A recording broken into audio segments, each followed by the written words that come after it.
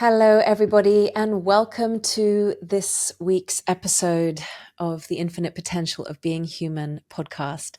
My name is Nicky and I am your host.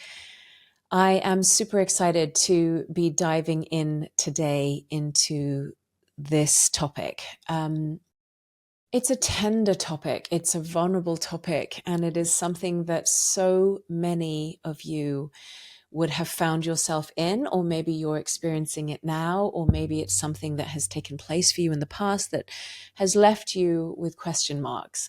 I personally have been through this a lot myself.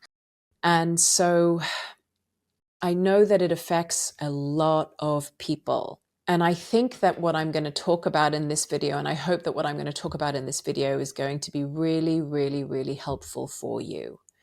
And what I'm going to talk about in this episode is going to be really, really helpful for you. So today's topic is, what do we do? How do we navigate it when we have come out of a huge internal, emotional, and spiritual shift in our own self,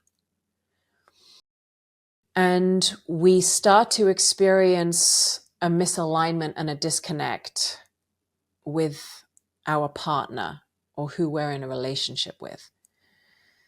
If you've listened to the last episode or the episodes earlier where I speak about going through an ego death and then how to navigate integration after an ego death, and then how to actually turn that integration into 3D reality results and changes, then this episode and this topic is following on from all of that. And if you haven't listened to those or watched those videos or listened to those episodes, then go back and catch all of that, because it's really, really useful information.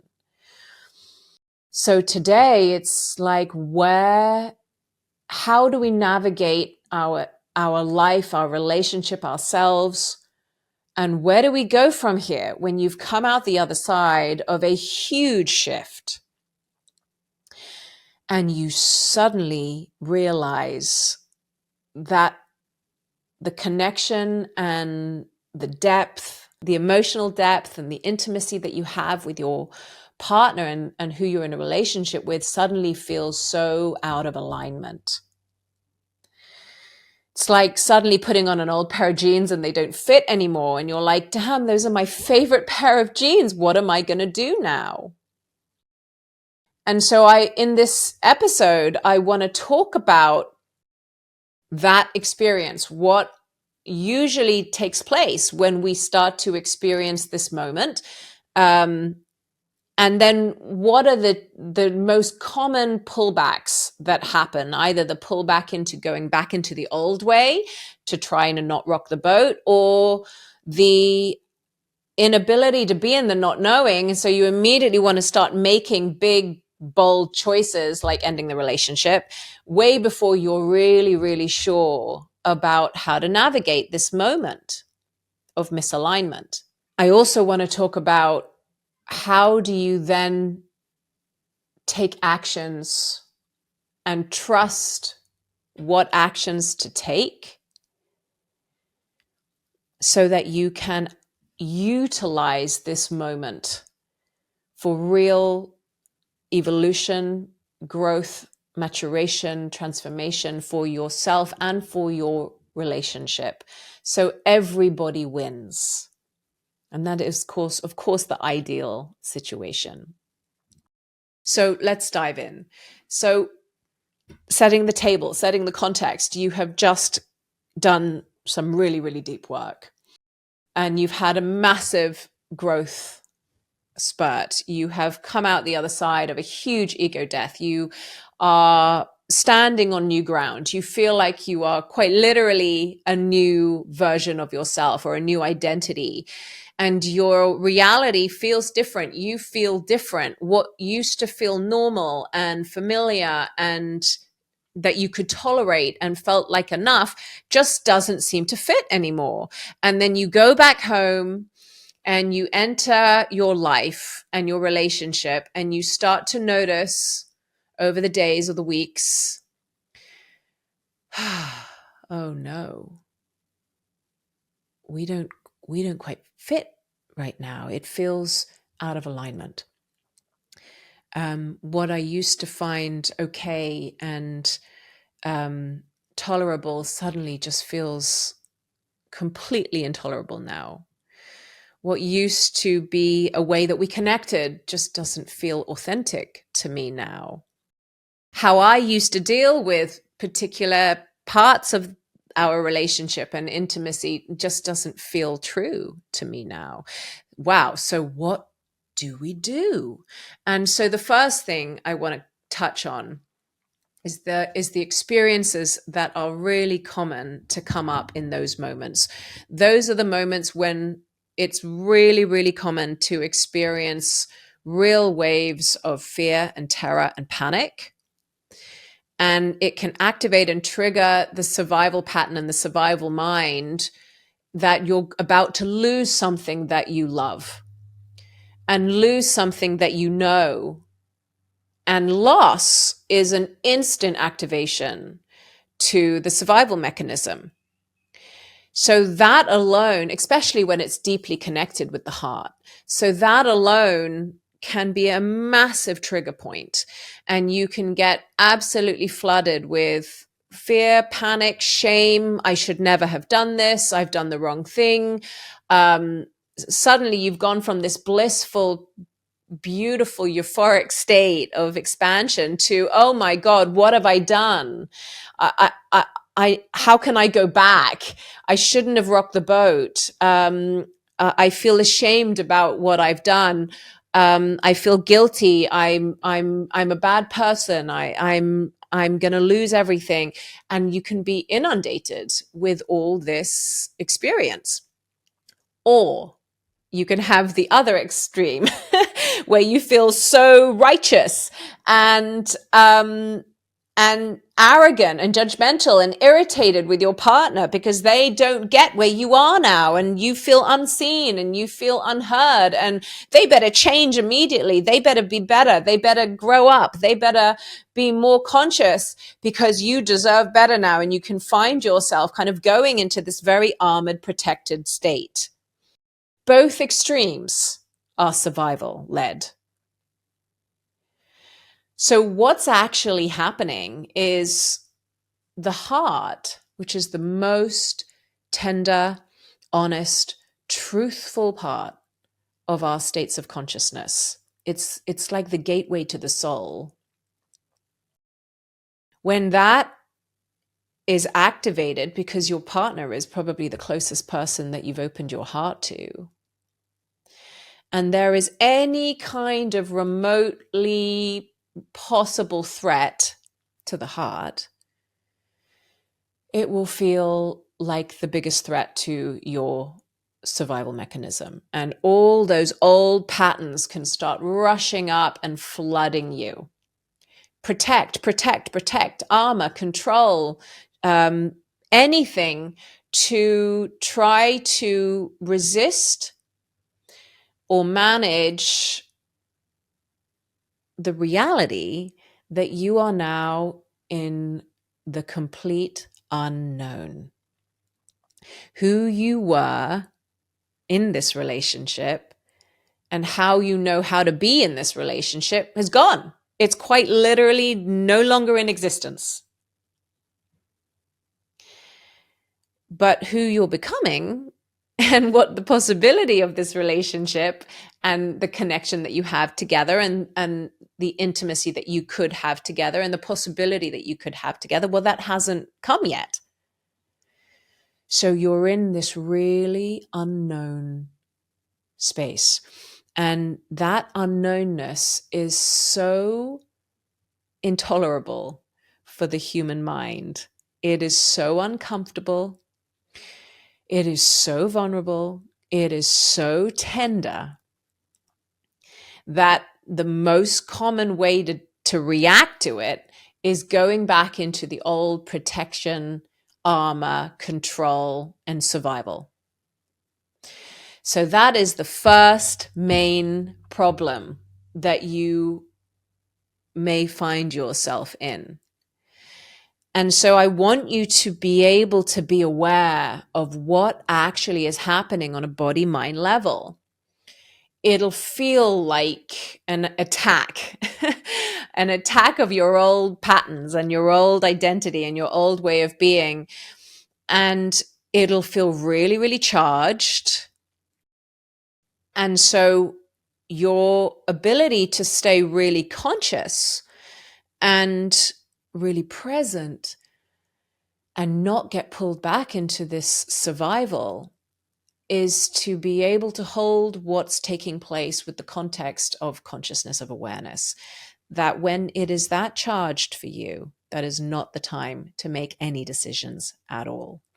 In fact, that is the moment to be so 100% radically responsible and in ownership of the experience that is flooding your system and your mind, your body and your mind. And know that this is flooding you because it is so vulnerable and hard to surrender to the complete unknown. So first step is don't resist what's coming up, but be 100% radically responsible. And do not take actions or make decisions or choices from this charged, activated space. Because any actions that you take from this charged, activated space will only lead to more of the old and the same, more of the old survival. It will never, ever allow you to open up a pathway to new possibility. And new possibility is only available from the complete unknown. So that is the very first piece that I want you to be able to feel empowered and conscious with and about. Nothing bad is happening. In fact, there's nothing actually wrong. It doesn't feel good. It doesn't feel comfortable. In fact, it might even feel bad, but there's nothing wrong. This is happening and flooding you because your mind doesn't recognize this unknown space that you're in. And so it's going back mechanically and magnetically to an old familiar way and pattern. So that's step number one. Step number two, alignment does not mean identicalness. And what I mean by that is most of what we've been taught, certainly growing up and in our conditioning around relationships, has been inaccurate. The purpose of relationships is not for us to live in a happy fairy tale like Cinderella.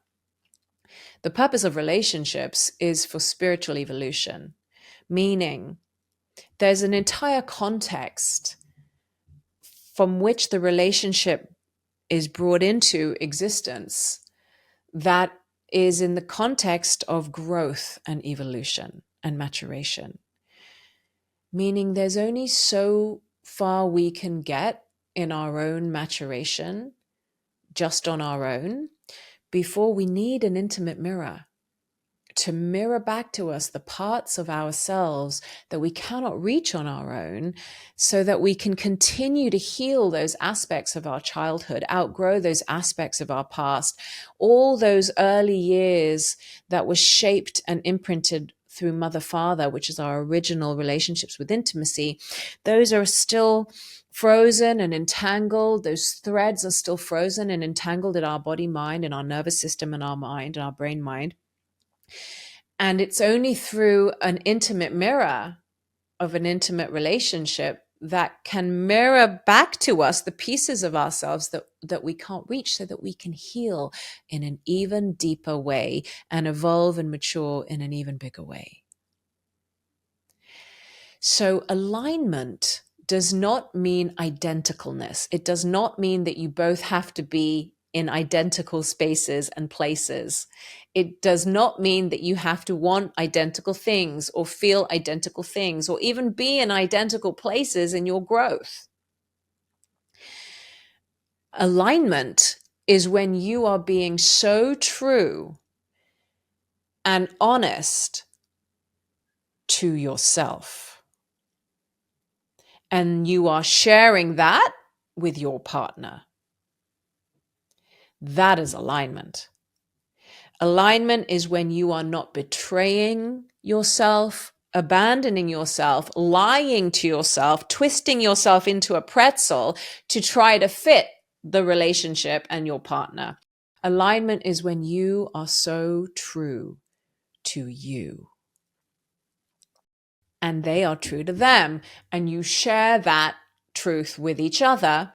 And through the truth that you're sharing with each other, you're both listening and making a commitment to grow. So the first step is your mind will probably tell you that either in a way to protect you from the unknownness and the vulnerability, it'll either give you arrogance, telling you that you're way more conscious than this human being and you should get out of here and he's never going to be able to meet you and you're never going to be able to be honored here. And you better go find someone else that's more conscious. That can be one protective mechanism. The other protective mechanism is to make yourself smaller, betray yourself, don't say anything, don't rock the boat. Just let yourself experience your own shift, but don't do too much about it that's different, and try and squeeze yourself back into those old genes. Both of those are self-betrayal. And both of those are actually not honoring what is real and true, which is what actually is the hard work. And it's also the beautiful healing work. There's one thing to come out of a big ego death in your own internal shifts in consciousness. And then there's a whole nother level when you take that and you share yourself in the most honest, truthful way with your partner so that you are being witnessed and seen. And you are taking the risk to share who you are now in service of alignment, your alignment. So that's the second piece. There is no such thing as you being more conscious than them. We attract people at the level of consciousness that we are able to even receive. Reality is not there's no objective reality. So external reality is like a magnet from where we're looking from. So whoever we've attracted and whoever we've brought in is as much responsibly there because of us as we are there because of them. So it's like a magnetic field that's pulled each other together because the magnetic fields match. So whatever you see in your partner is a mirror back to you. And whatever they see in you is a mirror back to them. So this second piece, where our mind wants to protect us and tell us that we're more conscious than them and I should leave and there's someone better, that is our way of avoiding the tenderness and the vulnerability of sharing ourselves so intimately and honestly and in alignment with the other and taking the risk of rocking the boat, making someone uncomfortable, making the space destabilized, and stepping even deeper and more deeply into the unknown. So the second piece is, now that you see this big shift and you've been responsible for the activation that floods you, when you've come out of that, what is it that you need to share about your own self with your partner? Not going and demanding something change, not going and giving ultimatums, but actually consciously and in an anchored, centered place saying, this is who I am now. I have learned that I used to find it okay that, I don't know, we watched TV every night and we never made love. But now I have done so much healing lately that just feels painful for me. And I deserve and want, and I'm ready for deeper intimacy, for more touch, for more connection, for more emotional depth. And I know that me sharing myself with you is the first step of me being responsible for that. Now, only two things are probably going to happen. Either they're going to hear you or they're not going to hear you. And that, of course, is the risk that we need to take. But that is the first step and the doorway into real evolution and growth. You are the catalyst to this human being's possibility of growth, and they are the catalyst for your possibility and growth. So those uncomfortable conversations that may not turn out exactly perfect straight away, they are the beginnings of real, beautiful evolution and growth. And they may be tricky and triggering and painful and hard. So having those conversations is part of the alignment process. And giving them patience and time. And as they become more challenging, or they don't hear you, or they get triggered, and then you need to have more space to be able to let them process what you've just told them, and it starts to be much more complex, you may find that you get these strong survival pulls again to go back into the old patterns and the old way of beings. And that again is your responsibility. Like the more that you can allow that old survival pattern to keep rushing up, the shame, the fear, the panic, I've been too much, I shouldn't have said anything, maybe I need to be smaller. You are quite literally outgrowing that more and more and more and more, like a snake coming out of a skin.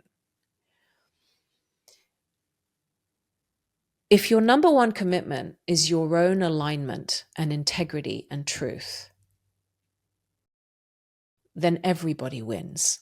It may not turn out how you want, but it will absolutely turn out in service of your highest. Your commitment to your own alignment and integrity is the greatest gift you can give to your partner, because it will always hold a mirror up to them to be able to make a choice. Do I choose love and to go deeper and to grow? Or do I choose to run away? And the hard part is we cannot control that.